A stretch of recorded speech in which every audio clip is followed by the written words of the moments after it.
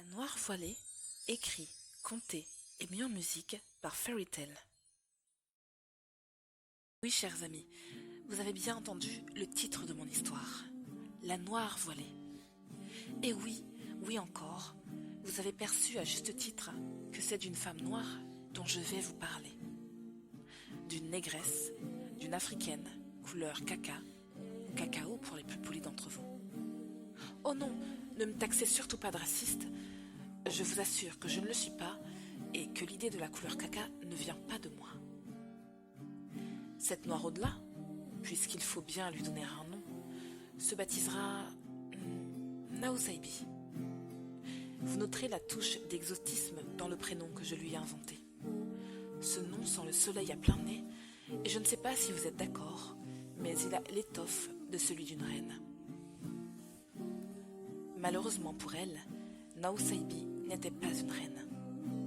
Néanmoins, elle dégageait un aura étrange et était pareille à la représentation que l'on se fait des femmes noires, un corps aussi féminin devant que derrière.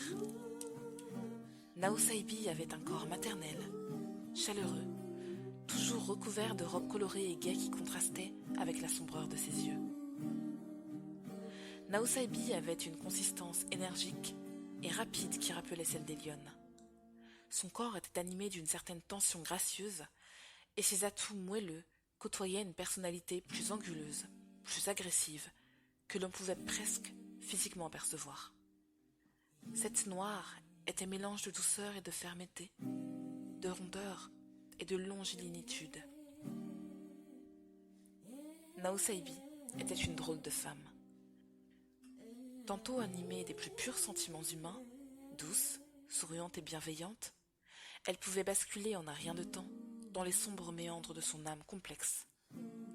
Ses yeux rieurs se chargeaient alors d'une énergie destructrice, rappelant la férocité ardente d'un feu se consumant lui-même.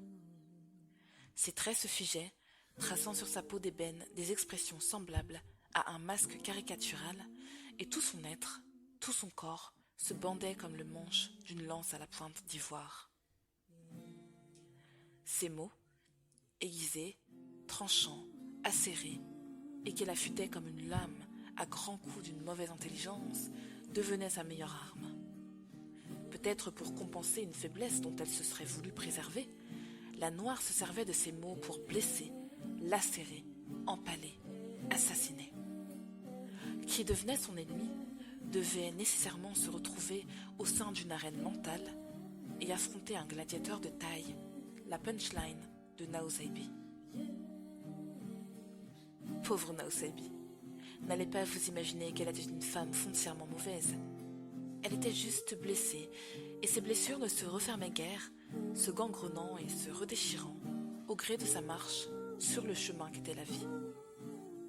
Nausaibi était une écorchée vive, une femme violée et abusée de multiples fois, et dont le cœur avait été criblé de coups de couteau, tout comme le dos d'ailleurs, car, dites voir, planter un couteau dans le dos de quelqu'un est plus facile que de se battre face à face avec lui, n'est-ce pas? Pauvre noire au devin, elle emportait des secrets, et elle en cachait des malheurs sous ses longues robes couleur soleil, fruits exotiques et fleurs des îles. Ce qui était sûr, c'est que cette noire voulait qu'on la traite avec respect et que l'on cesse de focaliser sur son apparence. Oh, suis-je sotte? J'ai oublié de vous préciser un détail de taille. Cette noire n'était pas une simple noire. C'en était une spectaculaire, car en plus d'arborer une couleur tronc, pour ne pas dire étron, elle était encapuchonnée. Elle s'encapuchonnait et restreignait sa féminité, la soustrayant aux yeux des mâles.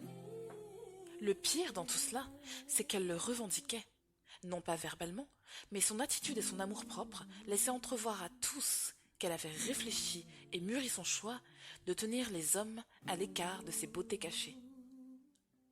Oh, ne soyons pas naïfs, il en fallait plus à ces messieurs pour s'abstenir de voler à la dérobée un regard sur cette curieuse créature. La sensibilité féminine et le sixième sens félin de Nausaibi lui chuchotaient en secret les regards pervers, intéressés et appuyés sur les volumes de son corps ou sur ses lèvres charnues. Ses grandes et larges robes ne suffisaient pas à dissuader les êtres sexués de la regarder comme un être débordant de féminité, et plus elle se cachait derrière ses étoffes flamboyantes, plus elle se drapait sous ses toges, plus le regard des hommes s'intéressait au moindre petit bout qui dépassait d'elle. Son visage particulier aux traits exotiques, ses longues mains fuselées d'où pendaient des bracelets multicolores, les volumes que laissaient deviner ses vêtements, la façon dont elle s'habillait, sa démarche involontairement chaloupée et alourdie par de nombreuses grossesses, sa fécondité apparente et la beauté de ses enfants frappaient en pleine virilité des hommes qui, malgré eux, attachaient leur regard sur la négresse mal à l'aise. Naosaibi était l'objet d'un fétichisme porté sur ses origines et sur son apparence. L'idée que certains hommes se faisaient d'elle, l'imaginant comme une femme soumise, féconde et prédisposée à satisfaire son maître, la mettait hors d'elle, mais elle se contentait d'ignorer ces figures masculines, se hérissant et fixant parfois d'un regard dur, profond et furibond ceux dont les regards étaient trop insistants. Être noire et voilée dans une société, un pays et une ville où elle représentait une minorité était loin d'être facile ou plaisant, mais Naosaibi était une battante, dont les pieds blessés foulaient le sol, tantôt en titubant comme le nouveau-né d'une gazelle, tantôt d'un pas ferme, comme celui d'une femelle jaguar. Et elle chantait sa tristesse, sa désillusion et ses blessures, les yeux fatigués et emplis de lourds et tristes secrets. Et elle dansait en tournoyant et sautant, ses pas donnaient la réplique au rythme de ses mains battantes. Et elle priait, implorant son Seigneur pour un monde meilleur, pour un monde juste et beau qui n'existerait sans doute jamais. Car non, derrière sa tête drapée et encapuchonnée par un fichu, Naosaibi n'était pas une extrémiste ou autre fanatique assoiffée de pouvoir et souhaitant imposer sa religion au monde. Naosaibi était vraiment une drôle de noire, à laquelle on s'attachait sans même le vouloir, et qui s'attachait à autrui, peu importe leur origine, âge ou religion. Naosaibi avait beau d'être une noire voilée, différente de vous en tout point. Je suis sûre que si vous la croisiez et que vous lui demandiez de vous montrer son cœur, elle le ferait. Et vous seriez forcé de constater tout l'amour qu'il contient.